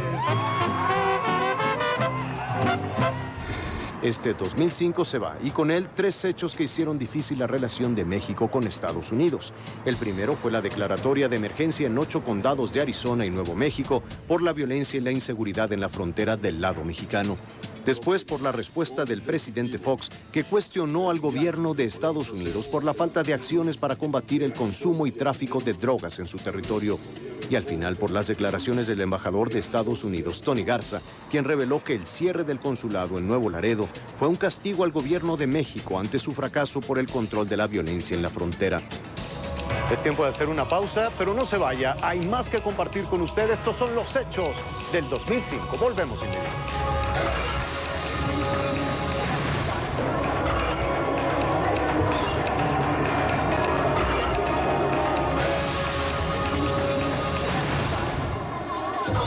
La política mexicana vivirá momentos cruciales en los siguientes meses. El calendario electoral tendrá su cita más importante el 2 de julio próximo, con el proceso electoral más competitivo que el país recuerde. Estos son algunos de los protagonistas rumbo a la elección presidencial. El año en materia política inició con el nacimiento de un nuevo partido. El 29 de enero, militantes del Sindicato Nacional de Maestros anunciaron la creación de Nueva Alianza. De inmediato se dijo que este organismo sería el brazo político del Bester Gordillo. Manuel Espino. Marzo fue un mes decisivo para el Partido Acción Nacional. El día 5, los 384 consejeros panistas eligieron a Manuel Espino como nuevo presidente de ese partido. Y se requiere una disposición total a hacerle frente a lo que venga. Espino tiene el reto de mantener al PAN en el poder, aunque las elecciones para gobernador, su partido las ha perdido de todas. En el PRD también hubo cambios. Sin pena ni gloria, Leonel Cota asumió la dirigencia nacional de ese partido. Abril fue el mes del desafuero. El viernes primero, la sección instructora procedió en contra del todavía jefe de gobierno del Distrito Federal. La PGR lo acusó de abuso de autoridad al violar la orden de un juez en el caso de El Encino.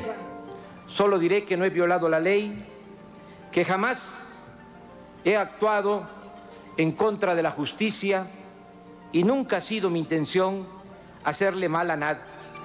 Para el día 7, la Cámara de Diputados se convirtió en jurado de procedencia y aprobó el desafuero del perredista con 360 votos a favor. Un día después, López Obrador dejó la jefatura de gobierno y comenzó a ofrecer su tradicional conferencia de prensa en el parque. Para el miércoles 20, la PGR anunció que el tabasqueño enfrentaría su proceso en libertad. Junio fue un mes de renuncias en el gabinete presidencial. El miércoles primero, Santiago Krill anunció su retirada de la Secretaría de Gobernación para buscar la precandidatura del PAN a la presidencia de la República. Hoy, 1 de junio, anuncio formalmente mi decisión de postularme para ser el candidato de mi partido. Lo sustituyó Carlos Abascal, quien era secretario del Trabajo. Julio también fue un mes de definiciones. En el PRD, Cuauhtémoc Cárdenas anunciaba que no tenía intenciones de ir por una cuarta candidatura a la presidencia de la República. También en el PAN hubo definiciones. El exgobernador de Chihuahua, Francisco Barrio, declinó contender por la candidatura presidencial. De desigualdad. Tenemos primero... Julio se fue con una renuncia. López Obrador dejó la jefatura de gobierno en manos de Alejandro Encinas. El tabasqueño, que decía que lo dieran por muerto, revivió y anunció que iría por la presidencia de la República. Les pido su apoyo. Agosto parecía ser un buen mes para el PRI. Arturo Montiel fue elegido como precandidato del grupo Todos Unidos contra Madrazo, mejor conocido como el Tupón. Pero en otro frente, la guerra intestina entre Roberto Madrazo y el Bester Gordillo amenazaba con la ruptura de ese partido. Luego de una sesión de 12 horas, el Consejo Político Nacional del PRI eligió a Mariano Palacios Alcocer como su presidente, lo que provocó la ira de el Bester Gordillo, quien renunció al cargo y acudió a los tribunales electorales para hacer valer sus derechos como militante. Otro que quería hacer valer sus derechos era Jorge Castañeda. El ex canciller recibió en agosto un rotundo no de la Suprema Corte de Justicia, luego de que interpuso un recurso para poder registrarse como candidato independiente a las elecciones presidenciales. Y en el PRI, el lunes 10 de octubre, fue el día negro para Arturo Montiel. Se dio a conocer que los hijos del exgobernador del Estado de México habían hecho depósitos bancarios por más de 35 millones de pesos. He tomado la decisión de no continuar en la contienda de mi partido para elegir a su candidato presidencial. Esta es la determinación más difícil de mi vida. 3 días después, en la última elección interna del PAN, Felipe Calderón le dio la estocada final a Santiago Krill. Mi querido Felipe, ya eres el candidato del PAN. Ya eres el abanderado de todos. El primer acto de Calderón como candidato electo del PAN fue reunirse en privado con la polémica el Bester Gordillo. El Partido Revolucionario Institucional. A medida que el año se consumía, también se iban definiendo los asuntos políticos. En el PRI, luego de un enfrentamiento verbal entre Roberto Madrazo y el Bester Gordillo, la Comisión de Justicia Partidaria determinó suspender los derechos políticos de la maestra y está a un paso de la expulsión definitiva de su partido. Daré la batalla por la legalidad en el PRI. Solo los delincuentes temen a los tribunales y a la justicia. Lo malo no es acudir a los jueces, sino violar la ley. Al mismo tiempo se siguen cerrando las puertas para el ex canciller Jorge Castañeda. Luego de una resolución de la Comisión Interamericana de Derechos Humanos, el IFE fue tajante al decir que en México no existe la figura del candidato independiente. Buenos días. Buen día, señor. Llegó diciembre y con él las tomas de protesta de los tres principales candidatos a la presidencia de la República. ¡Sí, protesto! ¡Sí, protesto! Sí, protesto. Prácticamente este fue el último acto político del mes, pues el Instituto Federal Electoral decretó una tregua navideña desde el 11 de diciembre y hasta el próximo 18 de enero. En ese tiempo los candidatos y su partido no podrán hacer ningún acto de proselitismo ni de promoción del voto. Así que diciembre se fue en plena efervescencia electoral y con los candidatos prácticamente en cuarentena.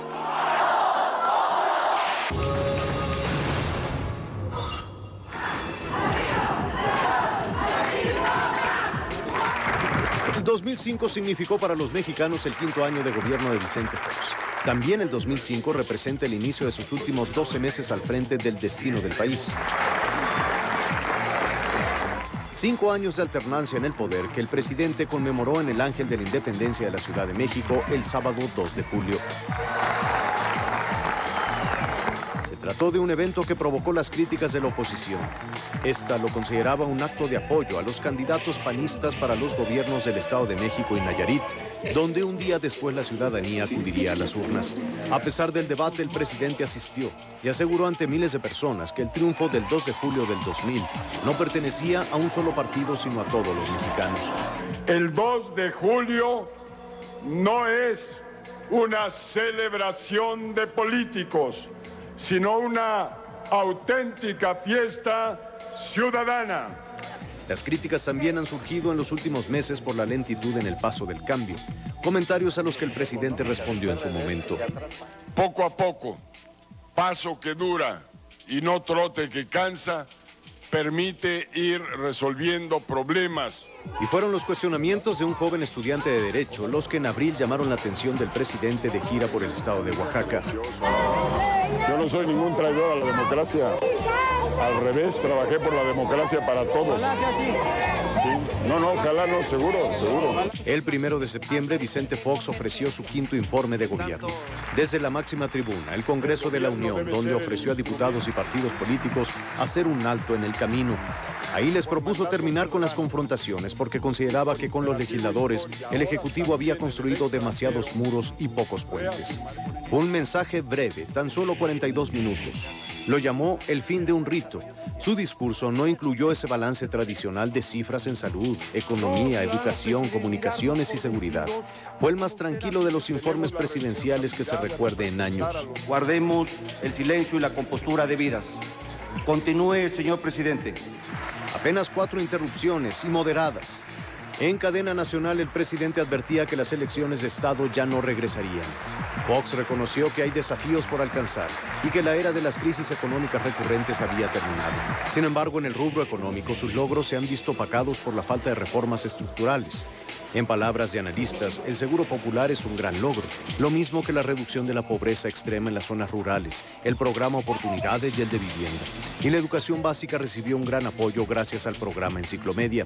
Uno de los fantasmas que le sigue los pasos ha sido la falta de acuerdos migratorios con Estados Unidos. Construcción de muros, el estar reforzando más y más los sistemas de seguridad, el estar violando más y más derechos humanos o derechos laborales, no va a proteger a la economía de Estados Unidos. Lo que el presidente Fox sí logró en materia migratoria es que los mexicanos residentes en el exterior podrán votar para las elecciones del 2006 a través del sufragio postal. El presidente Vicente Fox inició el pasado 1 de diciembre su 6º y último año en el poder. Y ese día, los Pinos definieron las 5 prioridades en el 2006. El combate a la pobreza extrema, profundizar en la gobernabilidad democrática, vivienda, salud y el ámbito educativo. Los 12 próximos meses servirán para que la historia haga su balance implacable y determine cuál es el juicio del foxismo. todos los ojos están puestos en el proceso federal del 2 de julio.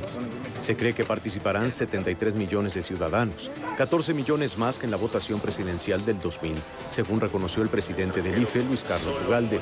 En la votación del 2 de julio no solo está en juego la presidencia de la República, también se van a elegir senadores, 64 de mayoría relativa, 32 de primera minoría y también 32 de representación proporcional. Se votará además por las curules en San Lázaro. En la elección se van a designar 300 diputados de mayoría relativa y 200 de representación proporcional. Ese mismo 2 de julio en 3 estados se votará por gobernador. A todos estos lugares, Fuerza Informativa Azteca desplazará un grupo de enviados y corresponsales para informarle oportunamente el resultado de las elecciones.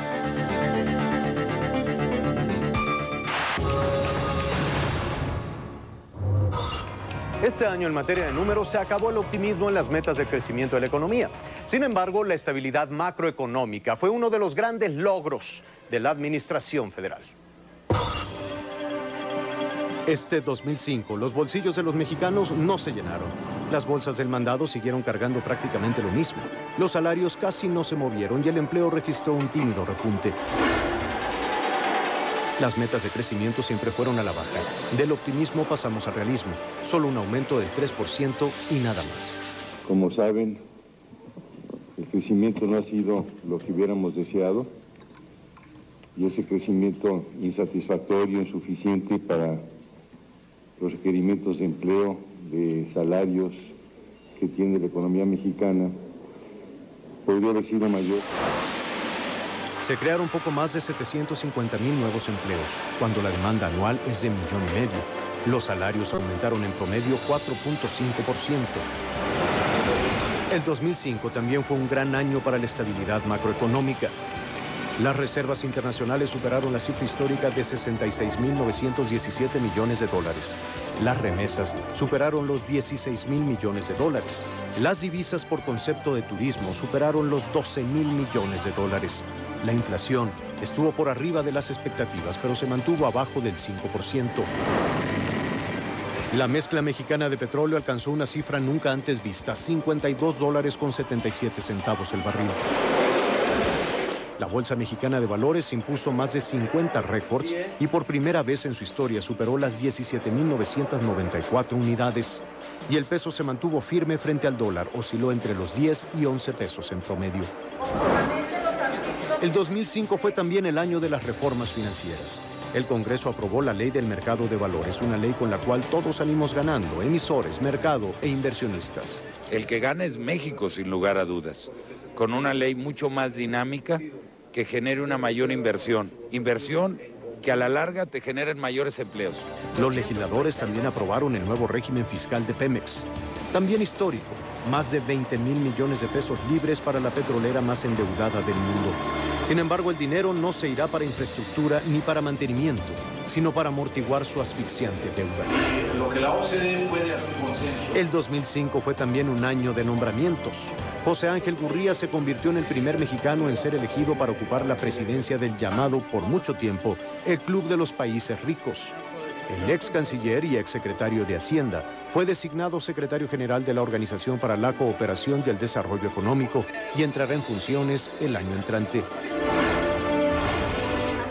2005, un año más de espera. Las tan llevadas y traídas reformas estructurales siguieron esperando el sueño de los justos. Ni la energética, ni la fiscal, ni la laboral. México seguirá creciendo, sí, pero muy lentamente, muy por debajo de su potencial. Seguirán los bolsillos medio vacíos o medio llenos. Las bolsas no cargarán de más y el sueldo para lo que alcance.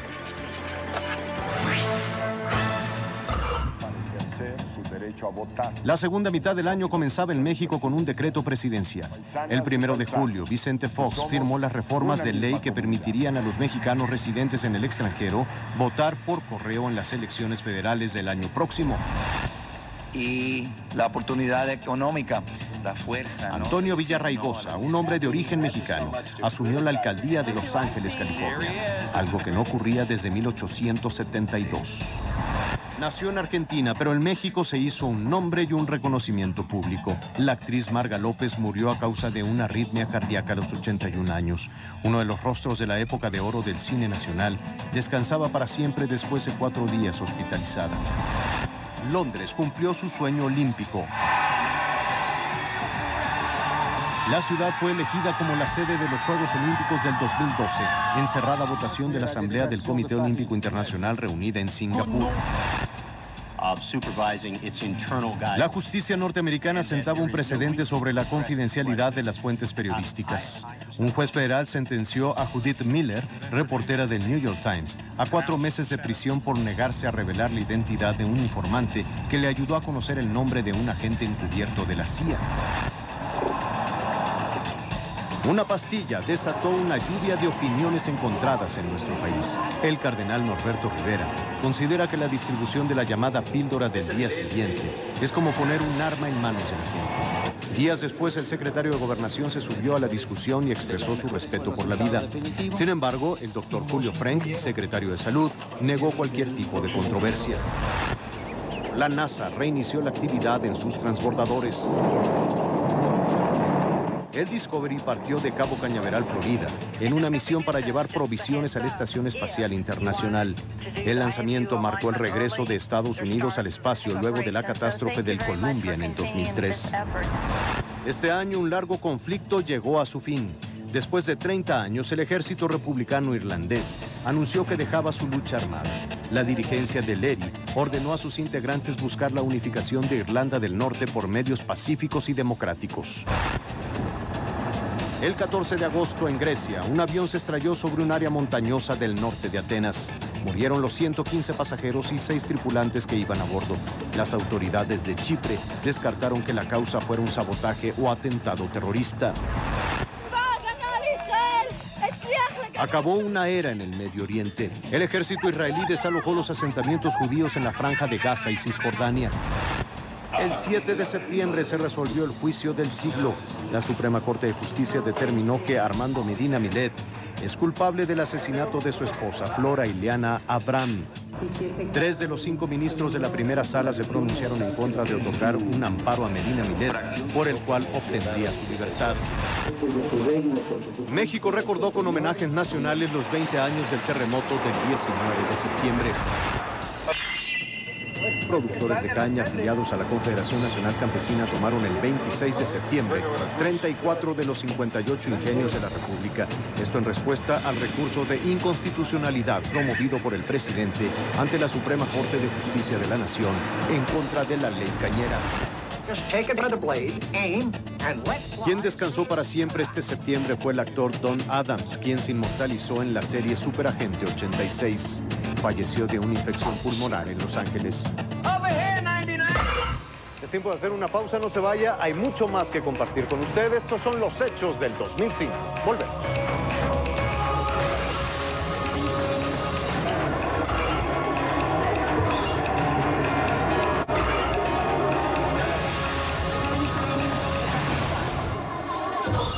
Las grandes luchas deportivas del 2005 dejaron equipos que ganaron la gloria y a héroes que provocaron una enorme admiración.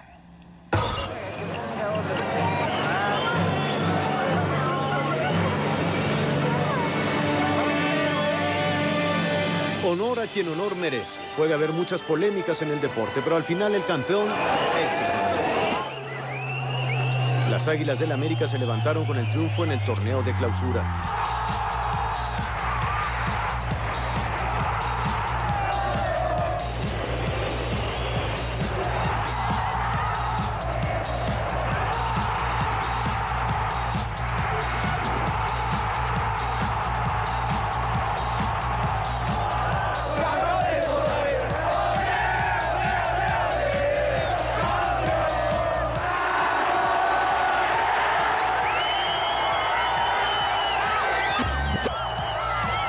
Mientras que en el de apertura ganaron los Diablos Rojos en Toluca. Por lo que hace al béisbol de la Liga Mexicana, los Tigres de Puebla se llevaron el triunfo.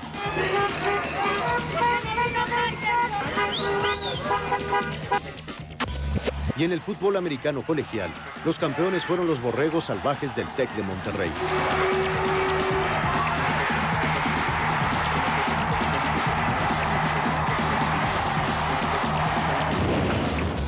En el plano internacional, uno de los momentos cumbre en el deporte fue la victoria de Lance Armstrong en la Tour de Francia. Fue su 7º triunfo consecutivo en ese evento deportivo, algo fuera de serie. En Estados Unidos, los Patriotas de Nueva Inglaterra ganaron el Supertazón. Los Medias Blancas ganaron la Serie Mundial. Y los Spurs de San Antonio triunfaron en la NBA.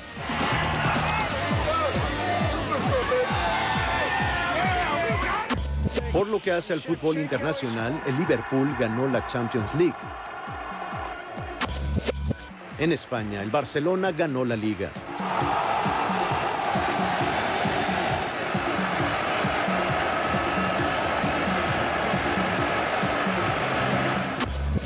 El Scudetto italiano fue para el Juventus de Turín. Y el Chelsea triunfó en la Liga Premier de Inglaterra.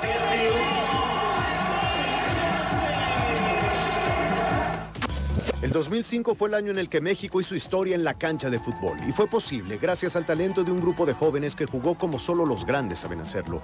Su demostración y capacidad les bastó para proclamarse campeones indiscutibles en el Mundial de FIFA para menores de 18 años. La selección sub-17 dominó con una ejecución de fantasía a todos los rivales que enfrentó.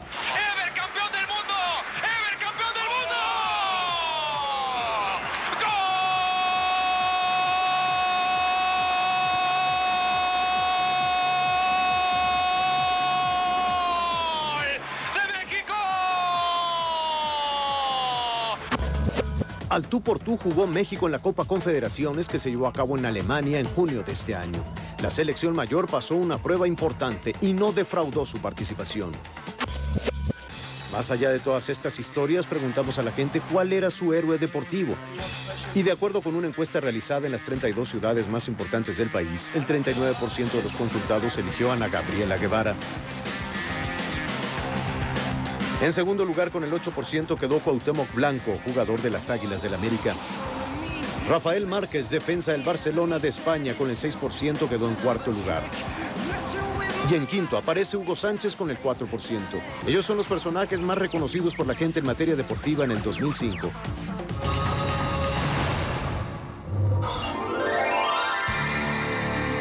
Queríamos saber quiénes eran los hombres y mujeres más populares en el 2005 y realizamos una encuesta. Pensamos que algún deportista o un actor podría quedar en la cima de la lista de los varones, pero no ocurrió así. El hombre más estimado durante el año es Juan Pablo II. En esta ocasión, el reconocimiento es un homenaje al trabajo de muchos años al frente de la Iglesia Católica. Tras el Papa Juan Pablo II quedaron dos políticos, Andrés Manuel López Obrador. No es nada más la presidencia de la República, no es nada más el que yo me siente en la silla presidencial, es que logremos entre todos sacar adelante a México, rescatar a México. Y el presidente Vicente Fox. Lo que hay es un ejemplo de trabajo, un ejemplo de unidad, donde todo el mundo pone su parte. Y es a lo que yo me he referido una y otra vez, que hoy trabajamos bajo esa fórmula de responsabilidad. En cuarto lugar, en esta encuesta se ubicó al nuevo Papa Benedicto XVI. Pater et Filius. El quinto sitio es para el candidato presidencial del PAN, Felipe Calderón. Por lo que hace a las mujeres, en primer lugar está Ana Gabriela Guevara, que sigue despertando muchísima admiración a pesar de que no tuvo un año tan bueno como en el 2004. En segundo sitio, Marta Sahagún de Fox. Se vale tener miedo, lo que no se vale es no superarlo. En 2006, nuevamente, una corriente política. Una mujer en la política, Beatriz Paredes, quien lucha por llegar a ser jefa de gobierno del Distrito Federal, se ubicó en el tercer sitio.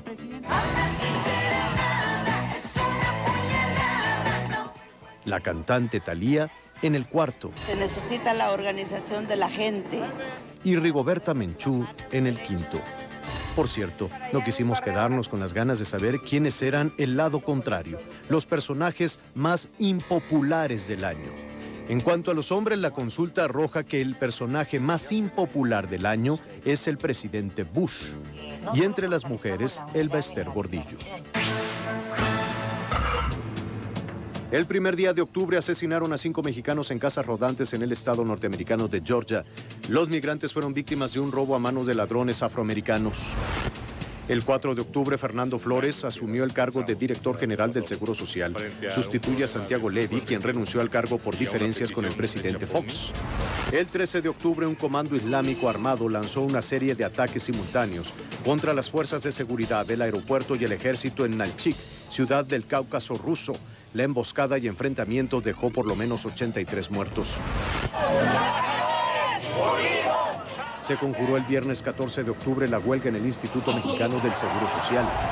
En un tribunal especial, comenzó el juicio del depuesto presidente iraquí Saddam Hussein y otros 7 inculpados por la masacre de 143 residentes chiitas en 1982. Nació en una clínica de Madrid Leonor de Borbón, la primera hija de los príncipes de Asturias. La UNAM fue considerada entre las 100 mejores universidades del mundo, según una clasificación del diario británico The Times.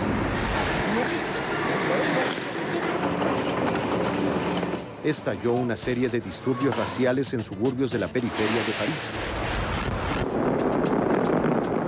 Europa lanzó su primer misión espacial a Marte. El 9 de noviembre, autoridades migratorias estadounidenses detuvieron en la ciudad de Houston al empresario Javier Moreno Valle. El 21 de noviembre, y con un estadio Jalisco prácticamente lleno, se realizó la ceremonia religiosa para la beatificación de 13 mártires mexicanos. A un año de los linchamientos de 3 elementos de la Policía Federal Preventiva, algunos habitantes del pueblo de San Juan Ixtayopan, en la delegación Tláhuac del Distrito Federal, pidieron perdón.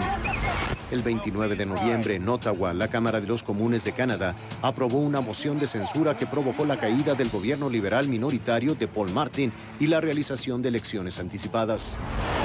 Cintra vendió el 100% de las acciones de Mexicana de Aviación al grupo Posadas y decidió quedarse con Aeroméxico.